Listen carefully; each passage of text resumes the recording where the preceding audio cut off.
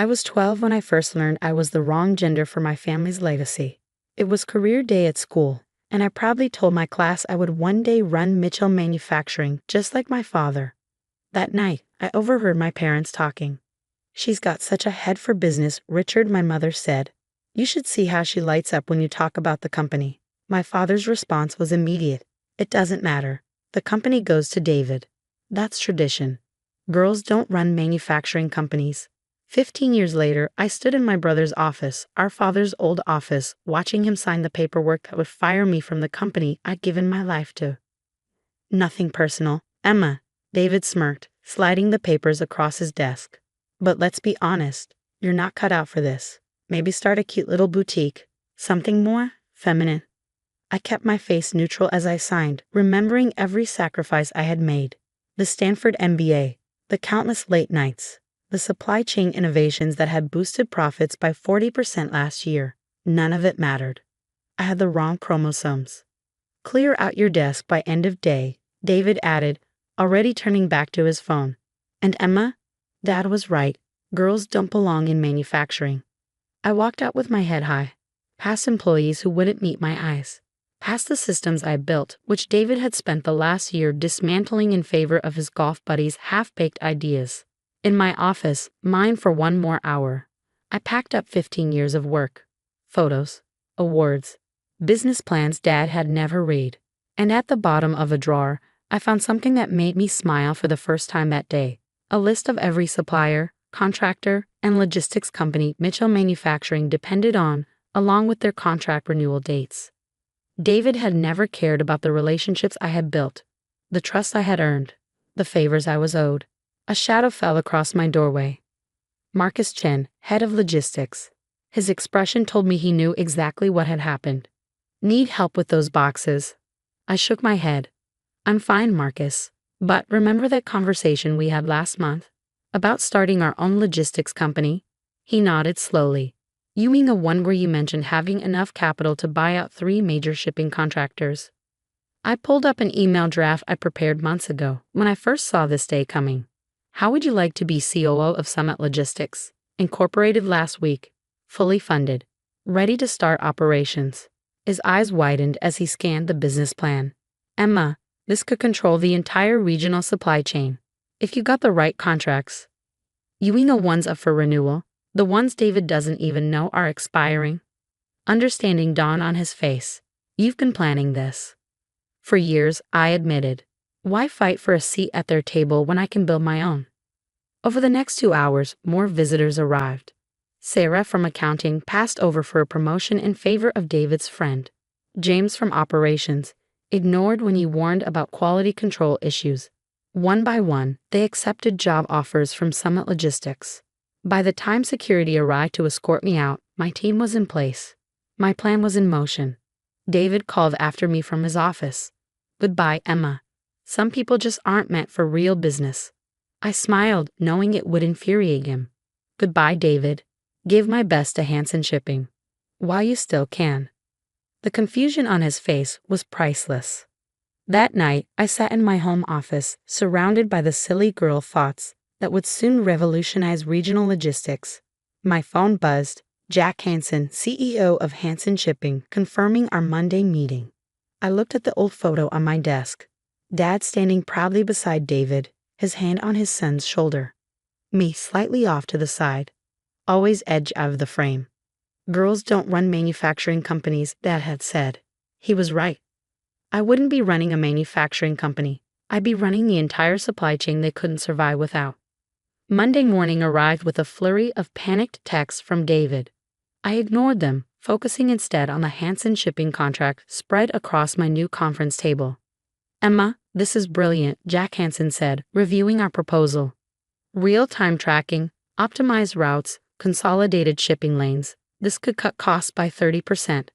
The same proposal I gave Mitchell Manufacturing last quarter," I said, before they dismissed it as overcomplicating things. "Their loss, our gain." Jack signed with a flourish. "Summit Logistics is now our exclusive regional partner." As if on cue, my phone buzzed again. I picked up. "What the hell did you do?" David's voice was shrill. "Hansen just canceled our contract." "Did they? How unfortunate. I heard they signed with some new logistics company. Summit something. You're behind this. Behind what, David? A better business model? Isn't that what you called real business? The stream of profanity that followed was cut short when I hung up. I had more meetings to attend. By Wednesday, we secured 5 more contracts. Thursday, we acquired the region's largest warehousing operation. Friday, we announced our new supply chain management system, the same one David had dismissed months ago. Mitchell Manufacturing stock dropped 15% today. Marcus reported, handing me my afternoon coffee. Investors are panicking over supply chain instability. Just wait until next week, I said. Phase 2 begins Monday. It was beautiful in its simplicity. We didn't just control shipping now, we were about to control raw materials. The contracts I had quietly cultivated over years were all coming due within weeks. David never saw it coming, but he would. Soon. Emergency board meeting, Sarah announced, skimming her tablet. Mitchell Manufacturing is in crisis. Unprecedented supply chain disruptions. Their words, not mine. I could picture it perfectly. David, pacing the office he stole, fumbling for excuses as furious board members demanded answers. He'd blame everyone but himself, never realizing his own arrogance had created his worst nightmare. The next few weeks were a masterclass in strategic dismantling. Every supplier Mitchell Manufacturing approached, we offered a better deal. Every shipping route they tried to secure, we optimized a competing one. Piece by piece, the empire they took for granted crumbled. Then finally, the call I'd been expecting. Emma, my mother's voice was hesitant. We need to talk. I let the silence stretch. About? The company. Which one, Mom? Mitchell Manufacturing or Summit Logistics? Because only one of them is thriving. A pause. Your father, he never meet. Never meant what? I cut in, to dismiss every idea I had, to hand the company to David just because he was a man, to let him run it into the ground while he ignored every warning. More silence. Then softly, the board meeting is tomorrow. David, he's going to lose his position. The shareholders are furious. I almost laughed. Sounds like a personnel issue. Nothing to do with me. Please, Emma, he's your brother. Funny, he wasn't my brother when he was firing me and mocking my business ideas. I hung up, no regret, no second thoughts. But her words lingered, not because I felt any obligation to save David, but because tomorrow's board meeting wouldn't just mark my victory. It would determine whether I settled for winning or claimed total dominance. I picked up my phone. Jack, remember that expansion plan we discussed? Move it up. We announce it at 9 a.m. tomorrow. The next morning, I watched the Mitchell Manufacturing board meeting via video link, an easy arrangement when you control a company's entire communications infrastructure. David looked terrible. His usual crisp suit was wrinkled, his hair unkempt. He stood before the board, floundering as he tried to explain Mitchell's 40% drop in value. We're exploring alternative supply chain options, he stammered, reaching out to new partners. There are no new partners, a board member interrupted. Summit Logistics has locked up the entire regional network. They just announced a $200 million expansion. Face it, David, we're dead in the water. David tugged at his collar. Maybe we could reach out to Summit. Try to negotiate. The boardroom door opened. Oh, now you want to negotiate? Every head turned. I stepped inside, my Summit Logistics ID badge gleaming. Dad half rose from his chair. Emma, what are you doing here? I smiled, representing the only company in this room that actually knows how to run a business. David's face darkened. You planned this. You sabotaged us. I shook my head. No, David. I built something better. Something you could have had, if you hadn't been so convinced that girls don't belong in business. I laid out my offer. Fair, more than fair, really. Summit would absorb all employees, preserve the Mitchell name on key product lines, and ensure the company's legacy continued. Just not under David. All in favor? The board chairman asked. The vote was unanimous. Even Dad, looking resigned, raised his hand. David lurched to his feet. This isn't right. Dad, tell them. Dad's voice was heavy. It's over, son. He turned to me. Emma, I was wrong. About everything. I met his gaze without flinching. Yes, you were. Then I turned to leave, but paused. Oh, and David, don't bother packing your office. I had it cleared out this morning. Try not to feel too bad. Some people just aren't meant for real business. His own words thrown back at him. The perfect ending to a plan 15 years in the making. That evening, I sat in my real office, earned through skill, not chromosomes. Framed on the wall was my first act as CEO. Mitchell Manufacturing's stock certificate. Sarah appeared in the doorway. Your father is here. He looked older than I remembered. Smaller somehow. The company, he started, is thriving, I finished. No thanks to your outdated ideas about who should run it. He exhaled. I'm sorry. I arched a brow. For what? Not believing in me. Dismissing me? Handing the company to David without a second thought? Each accusation landed like a weight. For all of it, he admitted. For underestimating you. For thinking talent had anything to do with gender. I studied him, searching for insincerity. I found none. Well, I said finally, at least you're learning. He nodded. I am.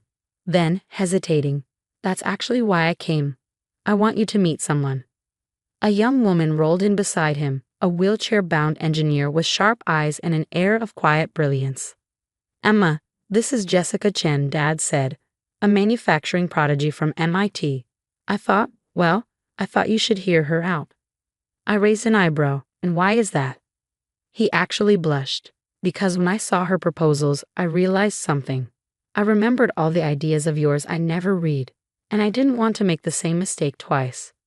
Jessica looked nervous but determined. Mr. Mitchell said you might be interested in my AI integration models for production efficiency. I smiled. I am, but first, tell me about yourself. Not your gender, not your disability, just your vision for the future of manufacturing. Her eyes lit up. As she launched into her ideas, I caught Dad watching us, pride and regret warring on his face. Later that night, Mom stopped by my office. I saw David today. How's customer service treating him? I smirked. She sighed. He's humbled, and he wanted me to give you this. She handed me an envelope.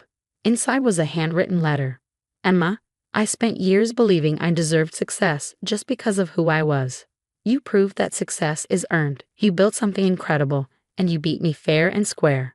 I won't ask for forgiveness. I don't deserve it. But I will say this. I see it now. I see you now. I'm proud of you. David asterisk asterisk. I exhaled slowly, folding the letter. I didn't need his pride. But maybe, just maybe, I'd appreciated it. Smiling, I turned back to my desk. There was still work to do. After all, this empire wasn't going to build itself. And now everyone knew exactly whose hands it belonged in. I read the letter twice, then picked up my phone. David, be in my office tomorrow, 8 a.m. sharp. Bring your customer service reports and any real ideas you've gathered from actually listening to our clients. The next morning he walked in. Gone was the overconfident CEO swagger. In its place was something quieter. Humbled. Sit down, I said. Tell me what you've learned. For the next hour, David laid out a detailed analysis of customer complaints, supply chain inefficiencies, and possible solutions. He hadn't just done the work, he'd understood it. Not bad, I said when he finished. How would you like to head up our new customer experience division? His eyes widened. You trust me with that. Trust is earned, just like leadership. Just like respect. That's how this company works now. And it did. Over the next year, Mitchell Manufacturing became something neither Dad nor David had ever envisioned. Jessica's AI-driven production systems transformed our efficiency. David's customer-first strategies rebuilt our reputation. Summit Logistics remained an industry powerhouse. But the real transformation, that happened in the company's culture. Walk into any Mitchell Manufacturing facility now, and you'll find leadership built on talent, not tradition. You'll see Jessica mentoring a new generation of engineers, David working alongside her, learning instead of dictating, and Dad, semi-retired, but still watching with something between pride and regret. Your latest article's making waves, Marcus said one morning, tossing a magazine onto my desk. The cover showed me standing on the factory floor. The headline read, The Manufacturing Maven, How Emma Mitchell revolutionized an industry while breaking glass ceilings. Marcus grinned. Best part is the sidebar about our mentorship program. The Mitchell Future Leaders Program, my passion project. It opened doors for brilliant minds often overlooked due to gender, disability, or background. Like Jessica, who was now guiding pre-promising engineering students. Dad called it expensive charity at first, I mused, until he saw the innovations coming out of it. Speaking of Dad, Marcus gestured toward my office door. He stood there, holding a familiar leather portfolio, the same one that had once contained my business proposals, the ones he'd ignored. I found these while cleaning out my old office, he said quietly. Finally read them. They were brilliant, Emma. They still are. I'm sorry I couldn't see that sooner. I took the portfolio, flipping through the ideas that had built my empire. Want to hear my latest proposal? Expanding the mentorship program internationally. He sat down, eyes filled with something I'd never seen before. Respect. Tell me everything. And so I did. Because sometimes the best revenge isn't proving someone wrong. It's proving yourself right. Again and again. Until even the deepest prejudices crumble under the weight of undeniable success. David stops by my office every Friday now, not as the entitled hare he once was, but as someone who finally understands what real leadership means. You know what I realized? He said one afternoon. When Dad said, girls don't belong in business, he wasn't just wrong about you.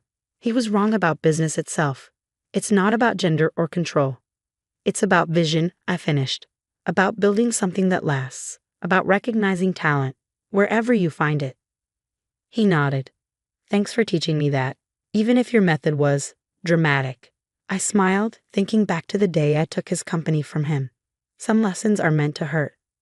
On my office wall, my old termination papers still hang beside my stock certificates, but now they're surrounded by something even more important, photos of our diverse leadership team, of our mentees of the future we're building.